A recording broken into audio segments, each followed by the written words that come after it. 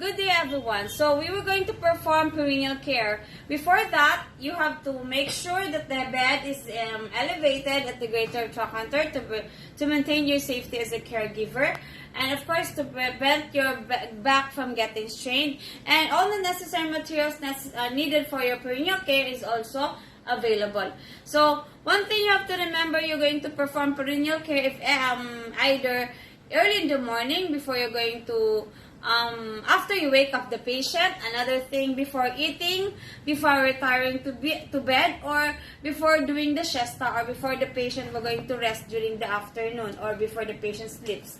So in doing the perineal care, so you're going to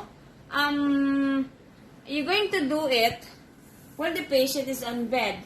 That is, if ever the patient is unable to do it without any assistance.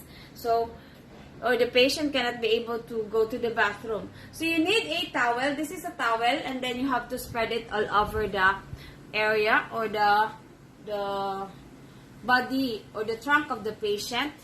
And of course, this is now your linen. So when you're going to do it, make sure that you're going to fold the linen inside. Inside. You have to fold the linen like this.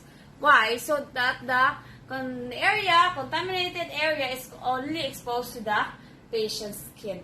One thing you have to remember before doing that, you have always wear your gloves. Then after which you have to flex the farthest leg like this. Okay?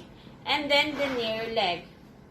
If the patient is able to help, so you may now instruct the patient to push the bed to push his or her hand against the bed so that he could raise his buttocks. So you need this bedpan. This is a bedpan. And then low back. This is a low back pan. So you have to position the bedpan like that. So one thing you have to remember, one hand is holding the bedpan and the other hand is assisting the patient to lift his buttocks. Another thing is you make sure that the bedpan is very much clean and dry before you're going to apply it on the bed. Then before that, you have to apply also a bed protector pad on the bed on the area where you're going to place the bedpan. So like this. So make sure that you have this what we call a bed protector pad, so that it prevents now the linen of the patient from getting soiled because of the bedpan. Then after that, you have to insert now the bedpan. Okay, ma'am, at the count of 3, we have to raise your buttocks so that I could put the bedpan under your buttocks. So at the count of 3, 1, 2, 3. Okay, so the patient, we're going to assume almost sitting position. If necessary for you to elevate the bed, add additional pillow, you do so. Okay, or regulate the height of the bed into faller's position. After which, after offering the bedpan, you may now leave the patient or give the patient privacy so that the patient could tolerate. Then, by leaving the patient a bell for the patient to call you if ever that she's done or he's done,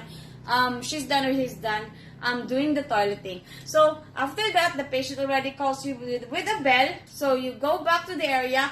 You have to wear another gloves and now start with your perineal care. Okay, so for the purpose of this procedure, I'm going to